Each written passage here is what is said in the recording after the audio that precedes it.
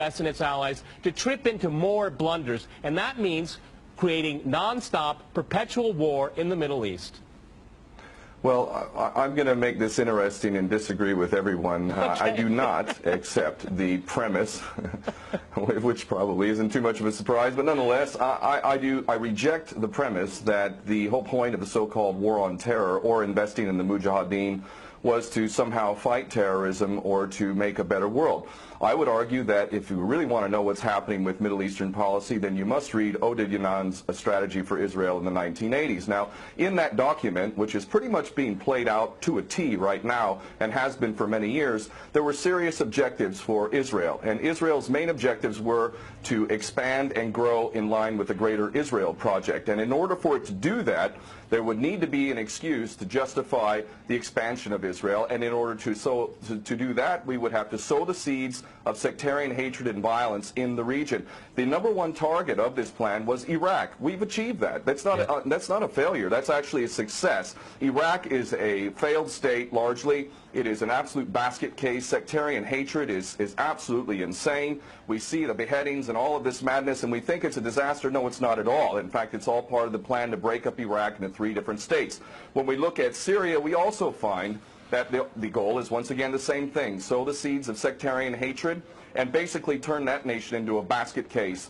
This is happening according to plan as well. Now, ISIS, funny enough, could stand for the Israeli Secret Intelligence Service. Many people are seeing the very big benefits to the state of Israel, the so-called Jewish state of Israel, by the breakup and the balkanization of the surrounding states. So actually, if you believe what's being told to you, and I just don't know why anyone would believe anything that comes out of the mouth of virtually any Western leader, whether it be Obama or Bush or any of the rest of them, all of these people are nothing but patent liars, and everything they say is pretty much the opposite of the truth. So I don't accept virtually anything they say. Okay, good. Violence.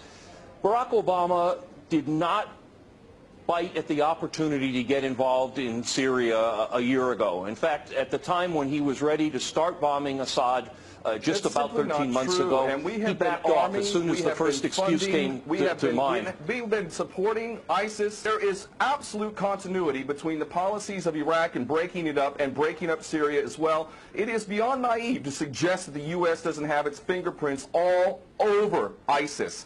In fact, tell me this: why has ISIS never once, or al-Nusra Front or al-Qaeda, not once have they attacked Israel? In fact, ISIS militants are getting medical attention in the Golan Heights and in Israel itself. What does that tell you?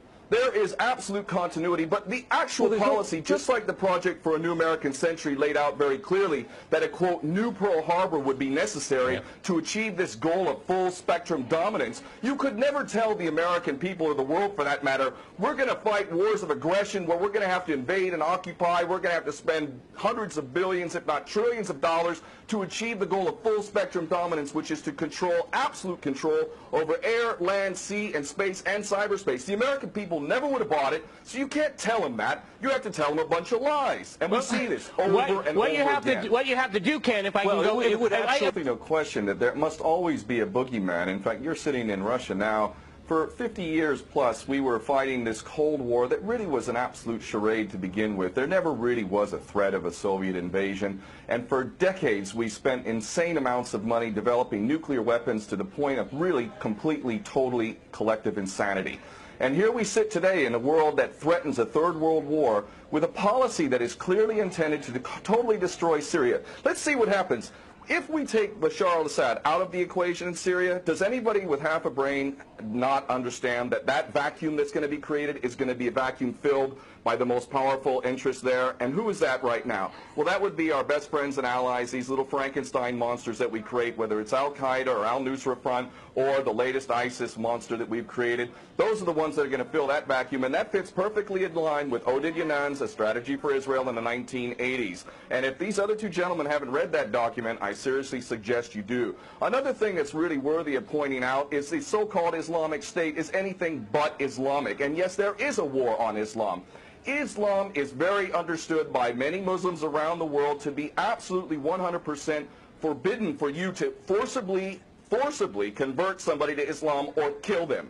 This is totally untrue. Back in the medieval times, when there was Muslim empires, it was an absolute understanding and policy amongst the Muslims who were in charge at that time that those who practiced whatever religion were allowed to continue practicing that religion, and they were not even forced to pay taxes into the Muslim empire itself. However, if people wanted to practice that religion, they would not be able to derive the benefits of the tax system and so on and so forth. The bottom line is no Muslim in their right mind would justify going in and literally executing men, women, and children simply because they don't convert to your religion. These people are not Islamic. They are creations of the monster, which is the empire of the United States and all its cohorts in Israel and England in particular. And this monster is purposely created to justify the continuing insanity of the never-ending war policy, which is really the core of America. And that is exactly why I renounce my U.S. citizenship. This madness cannot be considered anything but the major threat to the world. Okay, Peter, in New York, one of the things we've seen... There are very obvious solutions. One is to arrest the traitors in the U.S. Congress and White House who have sworn to uphold the U.S. Constitution, and somehow the American people have sat by while the President has afforded himself the power to execute anyone, anywhere, anytime, for any American citizen to be detained without any due process of law, no representation, incognito, and theoretically he could be condemned to death by a military tribunal in secret and executed. All of this operating under supposedly the United States Constitution. So all of these traitors need to be arrested, first and foremost. When Netanyahu came to the Congress a couple years back, he received 29 standing ovations by these cowardly chicken hawk traitors. So the American patriots need to stand up and grab a pair and ultimately have some integrity and get rid of these traitors. Secondly, cut off all funding to Israel. Israel is a pariah state, a criminal state. It is committing active policies of genocide by the legal definition of the word according to Black's Law Dictionary. That country needs to be cut off right now. All of their attention needs to turn inward. Stop your little empire endeavors and full spectrum dominance and all of this sort of madness. Start taking care of your infrastructure back home. Start taking care of the American citizens who have worked their whole lives and now find themselves wondering how they're going to keep a roof over their head.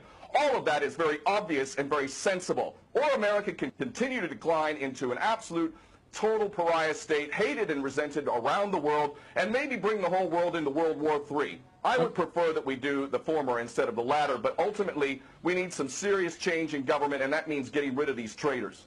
Okay.